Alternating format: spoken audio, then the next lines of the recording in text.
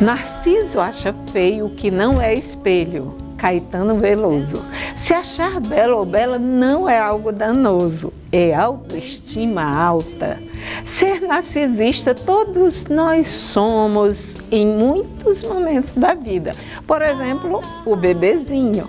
Nós vamos conversar sobre o narcisismo, mas quando ele se transforma num transtorno.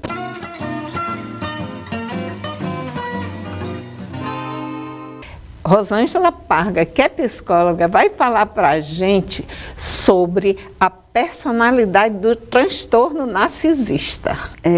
O transtorno de personalidade narcisista, ele é um transtorno que abarca alguns comportamentos do ser humano. Esse cérebro, ele funciona de uma maneira diferenciada. Essa pessoa, ela percebe o mundo, ela tem percepções de mundo diferente das pessoas ditas regulares, né, que têm uma regulação mais ajustada. Então, o transtorno de personalidade narcisista, ele tem algumas características que são específicas e que entre essas características, nós podemos observar pessoas que têm um grande poder de persuasão, um grande poder de manipulação do ambiente e das pessoas, pouca ou quase nenhuma empatia, situações onde essa pessoa se coloca como alguém bem maior que os outros, tem uma sensação e uma necessidade de ser reconhecido e engrandecido. Então, são várias características que identificam esse indivíduo que tem esse transtorno. E é de uma frieza tão grande que não sente culpa, não sente remorso por manipular e maltratar aquela pessoa que mais ama, que mais é amada por ele, Sim, por ele ou por ela. Existe, às vezes eu costumo falar que por exemplo, as relações abusivas, que hoje está tão na moda se falar sobre relacionamentos abusivos, mas todo relacionamento abusivo, ele tem um traço de narcisismo do abusador. Esse abusador, ele tem componentes narcisistas. Então, é importante que a gente entenda que não é uma questão de sociopatia ou de psicopatia. Na realidade, essa pessoa ela tem uma baixa ou quase nenhuma empatia pelo outro. Então, a dor do outro não é comungada por ela. Ela não se ressente e ela não percebe que as suas ações prejudicam ou invalidam o outro. E se percebe, isso não é valorizado dentro de um relacionamento. Nós vamos voltar a falar sobre essas características, são muitas. E eu descobri que eu convivi com uma pessoa com transtorno de personalidade narcisista, né? Vamos lá. Existem homens e mulheres, em maior grau, homens, né, com o transtorno. Fala da diferença no comportamento, se existe. Bom, a personalidade narcisista, esse transtorno ele acomete homens e mulheres, sendo mais observado entre os homens. Porém, também existem, claro, mulheres com um transtorno de personalidade narcisista. E isso, a diferença efetiva, não existe uma diferença específica. Na realidade, a diferença ela é mais a cunho social. A representação social masculina e feminina quando manifesta determinados comportamentos como esse. Por exemplo, um homem que é extremamente controlador não é visto tão prejudicado. É meio que é naturalizado. É considerado. Né? Considerado, é meio que naturalizado na sociedade. Enquanto que uma mulher, ela é considerada uma mulher estranha à norma. Uma mulher que não cumpre os requisitos ditos normais para os relacionamentos. Então, na realidade, é o mesmo comportamento, mas a interpretação social desse comportamento é diferente.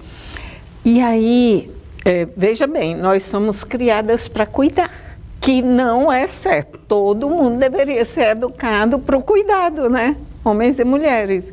E aí nós, mulheres criadas para cuidar, então no momento que tem uma com comportamento narcisista que não justifica, aí já tem um olhar bem diferente, né? Sim. E os filhos dessas pessoas, filhos e filhas, sofrem muito com isso, né?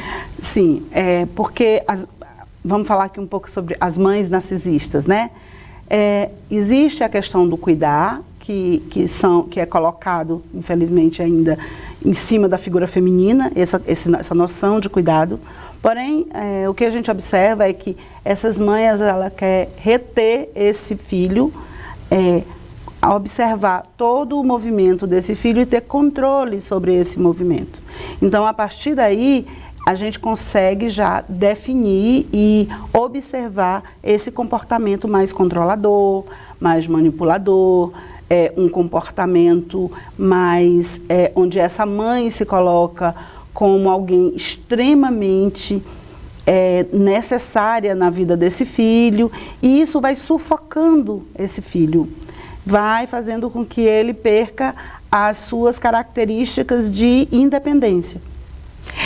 Mas com as filhas, a mãe com a filha, ou tem diferença no tratamento? Na realidade, os estudos não trazem essa diferença, né? A gente volta novamente a falar sobre a questão da representação social. Então, assim, mães que controlam e que têm uma necessidade de controle maior de filhas e filhos, são vistas de maneiras diferentes. A mãe que controla muito a filha é uma mãe cuidadosa, é vista em algumas situações como aquela mãe extremamente cuidadosa. Já uma mãe que controla excessivamente o filho, ela é vista como uma mãe possessiva, né? Uma mãe controladora. Então, nas duas situações, o narcisismo está presente. E o que difere uma situação da outra é exatamente a leitura social que as pessoas fazem sobre isso. Vamos falar sobre como sobre as etapas Vou retomar a pergunta. Vamos falar sobre as etapas de um relacionamento narcisista. Primeira coisa que vem é o encantamento, né? Para conquistar a pessoa totalmente, a pessoa vem de uma forma que encanta totalmente, de uma forma perfeita. Fala um pouco aí do que acontece. Então, nos relacionamentos, que um dos membros dessa relação traz esse transtorno, é muito comum a gente equiparar isso nos relacionamentos abusivos, ditos abusivos hoje em dia. Então, quais as fases e a sequência das situações que vão se sobrepondo são muito parecidas com a do relacionamento abusivo, porque é aquela fase do encantamento, onde a pessoa que tem esse comportamento narcisista, ela é extremamente carismática, ela é extremamente envolvente, extremamente sedutora e vai se colocando como um ser indispensável dentro da relação para aquele outro. Então, ela vai cerceando aquele outro da liberdade dele para com outras pessoas, mantendo um comportamento de isolamento e vai se colocando como uma pessoa imprescindível na vida desse outro, fazendo com que esse outro construa com ele uma relação de codependência emocional, afetiva, às vezes financeira, e todo esse movimento do narcisista é um movimento extremamente discreto. Às vezes, a gente observa que a pessoa que tem esse comportamento narcisista vista de fora da relação, ela é alguém extremamente maravilhosa, onde os outros se dizem assim, muito felizes em compartilhar da presença dessa pessoa, mas dentro de um relacionamento, ela mantém esse comportamento que é um comportamento bem danoso para o outro. Vai sugando as energias da pessoa. Eu vi um vídeo que ela fala assim, aí eu lembrei do relacionamento que eu vivi, que não é que você não tenha mais tempo para você, é que ele vai tirando aquele tempo. Exatamente. Que era seu. É muito louco isso, né? E uma coisa importante que a gente observa, até uma dica assim, para você observar dentro do seu relacionamento, se nesse momento você está numa relação abusiva, é você observar o quanto de você ainda está naquela relação. Quem é você dentro da relação? Você ainda é a mesma pessoa que começou o relacionamento? Ou você já parou de vestir as mesmas roupas, de frequentar os mesmos lugares, de ter o mesmo grupo de amigos? Então, se você percebe de ter um comportamento diferente, quando você percebe que você já não é mais aquela pessoa inicial, que você já se perdeu tentando se ajustar às necessidades do outro, você está numa relação abusiva com uma pessoa narcisista. Isso, e é importante que você que está nos assistindo perceba se você não tem esse comportamento também narcisista, né? Sim. Quem procura ajuda é mais a vítima do que a pessoa narcisista, né, Rosângela? É, com certeza, até porque uma pessoa que tem um transtorno de personalidade narcisista, na concepção dele ele não tem problema nenhum, muito pelo contrário. As pessoas que podem apontar esse traço para ele, essas pessoas sim são vistas por eles como alguém que precisa de ajuda. Então, na grande maioria das vezes, o que a gente observa são as vítimas de relacionamentos abusivos procurarem ajuda até para sair dessa relação. Enquanto que a pessoa que tem o transtorno, muito raramente ela procura ajuda.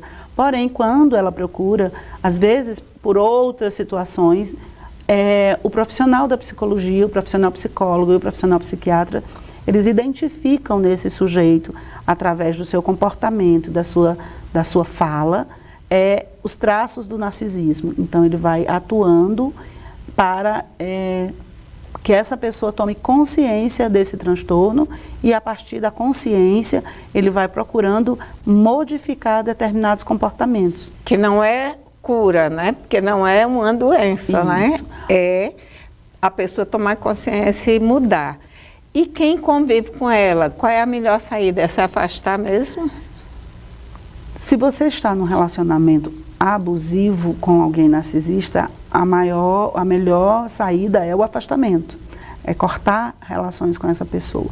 Porém, se essa pessoa é seu irmão, seu primo, seu filho, fica mais complexo de fazer esse afastamento. Porém, é importante que a gente entenda que esse comportamento, ele não é um comportamento dito obrigatoriamente que prejudica a relação, quando com parentes. Então, você vai podendo se ajustar a esses traços desse outro indivíduo. Se ajustar como? Se mantendo de alguma forma meio que blindado às manipulações. As investidas e manipulações do outro. Porque a manipulação, ela você falou que às vezes é inconsciente, mas eu penso que ela é consciente total. Que a pessoa vai e gradativamente aumentando o grau de manipulação. Isso. A questão financeira, ela entra como um fator muito importante, mesmo que o manipulador não tenha aquela necessidade do controle financeiro da pessoa, não é isso? Sim, e aí o controle financeiro, ele entra como quê? Como controle do corpo. Uma dos grandes marcadores do narcisismo é a necessidade do controle do outro, né? Então, o narcisista, ele vai controlar você, ele vai buscar esse controle de todas as formas. Às vezes, ele nem necessita desse controle financeiro, mas ele precisa do controle. Às vezes, até é uma questão de uma relação monetária bem mais privilegiada, mas mesmo assim, ele vai precisar manter controle sobre aquele outro corpo. O controle na relação, no relacionamento sexual, né? Sim. E aí, são controles de várias formas. Esse controle, ele perpassa pela parte física, pela parte emocional, psicológica, financeira. Então, é sempre essa necessidade de submeter o outro às suas vontades. O controle também de saber onde você está, e você ajuda nisso, porque você fica tão assim dependente psicologicamente, não sei se esse é o termo, que você mesmo diz, eu estou em tal lugar, estou com fulano, aí manda foto, aí manda vídeo. Exatamente. Infelizmente, nós vivemos numa cultura que se romantiza os ciúmes, né? Nós vivemos numa cultura onde ter ciúme é normal. Sinal de amor. É um sinal de amor. Enquanto, na realidade, o ciúme é uma necessidade de controle e um traço de muita insegurança. Traço esse de insegurança que o narcisista tem muito. O narcisista, ele é aquela pessoa que ele se pinta como alguém muito confiante, muito seguro de si, mas, na verdade, ele é um ser humano bastante inseguro. Por isso, ele tem essa necessidade de prever e de antever todos os passos do outro. Essa necessidade de controlar todas as ações do outro. E aí, dentro dessa sociedade que romantiza o ciúme, acaba-se que as relações vão sendo colocadas de forma muito explícita para o outro. Você vai perdendo a sua individualidade e vai comungando com o outro todos os seus passos. Onde você está, para onde você vai, com quem você está, como sendo não apenas uma forma de você compartilhar o seu dia a dia, mas também uma forma do outro controlar esse dia a dia. E, infelizmente, na nossa sociedade, isso vai se naturalizando sobre a alcunha de ser um ato de afeto, mas na realidade é um ato de controle. E acordar para isso, a gente percebe que muitas mulheres têm dificuldade de acordar para isso, porque é como se estivesse dizendo, então eu não tenho capacidade de conquistar alguém para me amar? E aí nesse caso, quando a gente entra em contato com esse tipo de pensamento, com esse tipo de mulher, por exemplo, vamos nos referir aqui à mulher que traz essa fala, é importante que a gente comece a trabalhar nessa mulher a sua autoestima, a sua autoconfiança enquanto mulher, para que ela não se submeta a uma relação adoecedora e adoecida em função apenas da necessidade de ter um par. Rosângela, dá para a gente perceber sinais em crianças, sinais do transtorno narcisista, que é assim, a criança nasce, ela é narcisista porque ela precisa daquela atenção total da mãe, né? Da pessoa que cuida. Mas aí depois vai desligando. Sim. E aí o que ocorre?